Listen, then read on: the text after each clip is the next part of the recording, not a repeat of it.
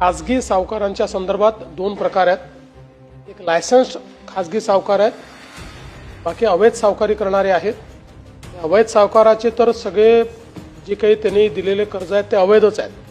त्यामुळे त्या संदर्भात आमची अपील असेल की जर अशा प्रकारे कोणाला प्रताडित केलं जात असेल तर त्यांनी तक्रार करावी। आम्ही तक्रार घेऊ आणि त्या सावकारावर कारवाई करू।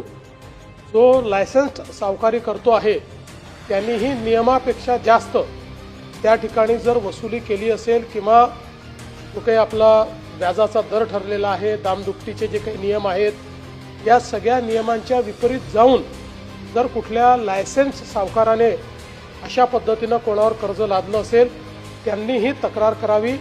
आम्ही कारवाई करून नियमानुसार त्या ठिकाणी त्यांना पूर्ण रिलीफ देऊ आणि अशा प्रकारे चुकीचं जर काम कोणी करत असेल तर त्यांचा सावकारीचा लायसन्स देखील रद्द होईल आणि फौजदारी कारवाई देखील त्या ठिकाणी करण्यात येईल।